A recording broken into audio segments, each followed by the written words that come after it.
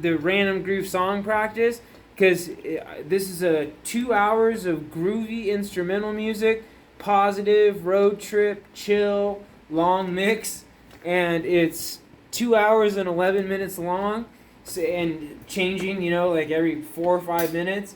So I love doing these because it just kind of puts you on the spot and then kind of gets you to come up with ideas, and then a really great ear training too, because then you're just going off of what you're hearing, in addition to then able to embellish kind of based off what you're hearing, and then try different things out. Yeah, they don't always work out. I mean, speaking for myself, and sometimes, locking in or that kind of thing, I'm not playing with the click, I'm not playing with headphones, I'm literally just playing like I would be hearing, house music coming out of a PA, and then playing along to that.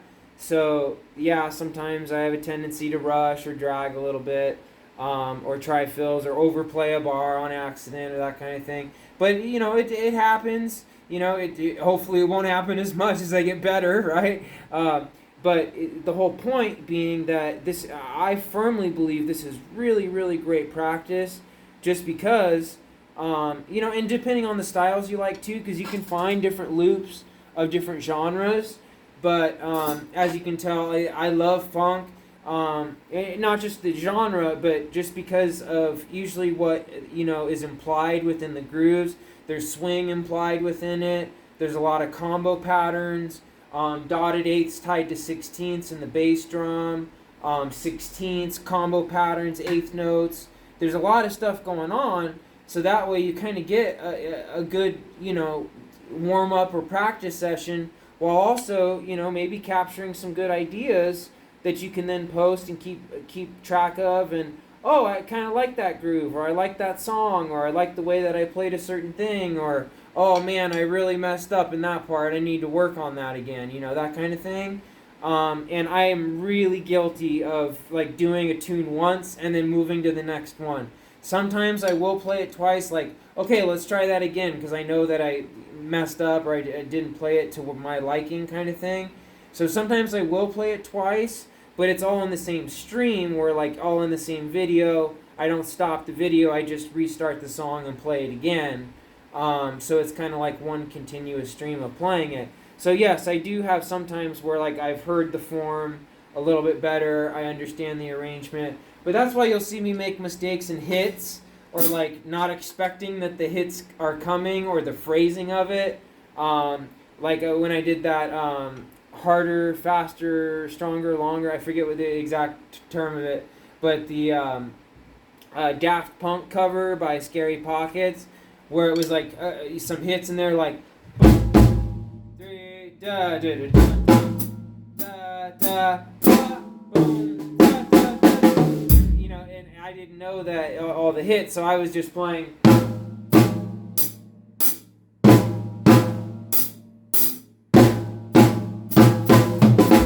and then starting back into the groove. So that's what I mean by just some of the mistakes and stuff. But anyway, I'm gonna start this again, and you could hear the groove change. So that's kind of the abrupt part, where it's like there's not a fade into the next one, it's just the next song starts right away. So then you kind of have to adjust of what you're hearing and go by that. Okay, I'll shut up now and keep playing. Here we go.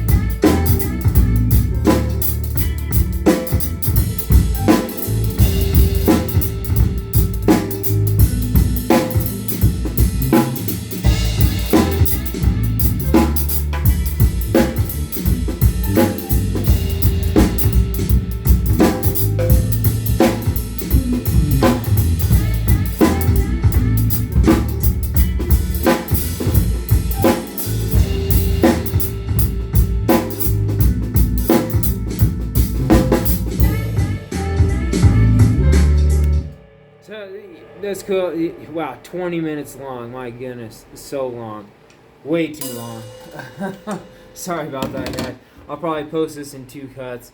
But I just wanted to give an example of kind of like my process of what I'm doing and just what I choose randomly. So literally, I just checked this out. I searched for Groove Tunes Loop, and then literally just choose the first one. 2 hours. Most of them are all really long. So you can see though that they have rock, funk, chill groove, funk drum loop, bossa nova, lots of those. So, my philosophy too, I love covers. I love doing covers. I do covers, but they're usually different arrangements of the originals. But I like doing loop stuff too, or stuff that's not as well known, or like classic tunes, because then it just is. Also, you're not risking the copyright of it, but also then you get kind of more of a chance to get multiple tunes all within one video, and then also kind of putting you on the spot so that you can cover multiple. Now I know tons of different schools of thought. And yes, obviously, I'm a firm believer. You should practice it, learn the song, learn the arrangement, know the song before you attempt it. You always want to put your best work out there. You don't want to play something totally slop and then put it up there. And I'm guilty of that because I treat my channel a little bit differently. When I first started it, it was all about just keeping a personal diary for myself. And then that way I could watch back and see the progress over time.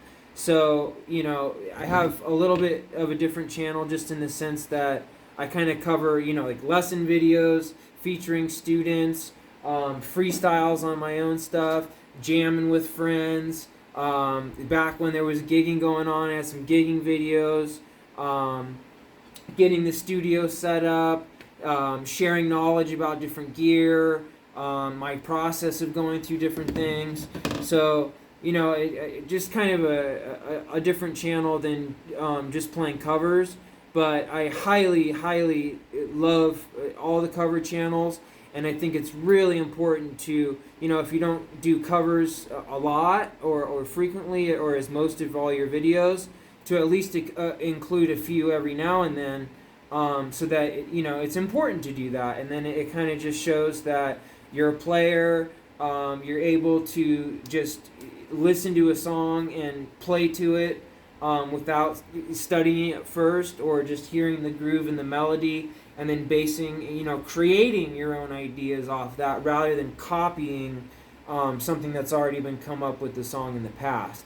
So, but I also enjoy, some of the best grooves and some of the best players are that for a reason because they created those grooves that we now all study and is the foundation for so much of what we play. Like just even, the Picaro Shuffle or, the Bernard Purdy Shuffle is what it really is. But, him basing it off that and creating Rosanna. You've got the Police and you've got, Sting with Stuart Copeland and different drummers like that have all come up with amazing stuff. And let's not forget Rush, right? So you got all those just amazing drummers that came up with that foundational stuff. Steve Gadd's probably one of my absolute favorite.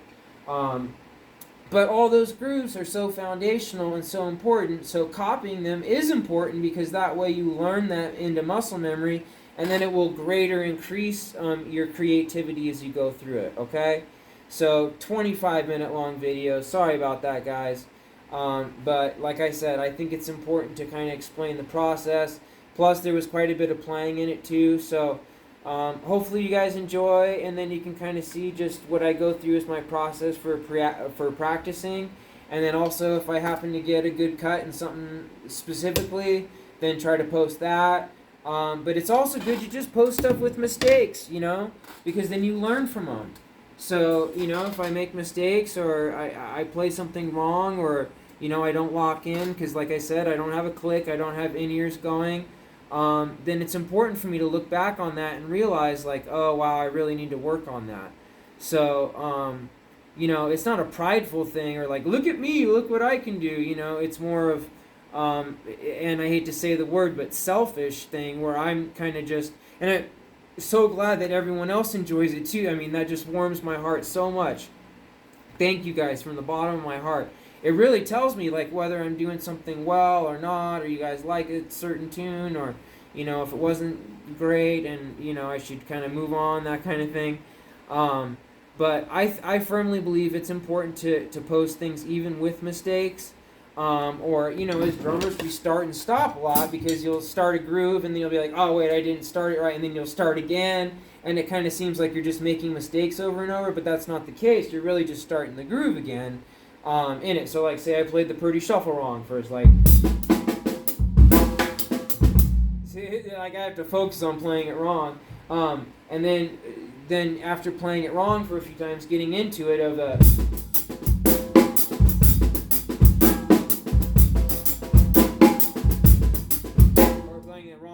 again, like, that kind of thing, or single strokes, that kind of thing, or playing it sloppy, that thing. So a lot of times we will start and stop in videos because we're trying to figure out the groove or what fits best and mathematically how the fills will fit in and that kind of stuff. So, all right, guys, love you, happy drumming, have a great rest of your weekend, and I really like the random song groove practice stuff. I think it's great training. It's great ear training in addition to kind of putting you on the spot and then, seeing if you can kind of hold your own with songs you've never heard before. But with groove tunes, groove tunes are usually simpler and in 4/4, so it's easier to figure out. Now, if you start a jazz one or something that's in 6 or Afro-Cuban or Latin, then we're talking a little bit different story, right? But yeah, these groove tunes are always cool, and that's what I like playing best on gigs too. If I get the choice and they're like, okay, well, you want to play swing? I like double time swing, da da da. Then I'm always like, can we play a groove tune? Just because I love playing groove tunes, and it's kind of where I shine a little bit better. I'm still, as a white boy, I'm still working on my swing stuff.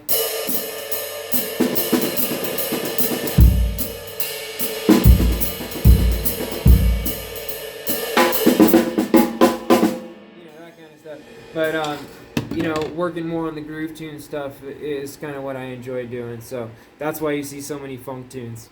All right, guys, take care. Have a great day, rest of your weekend. Happy drumming as always.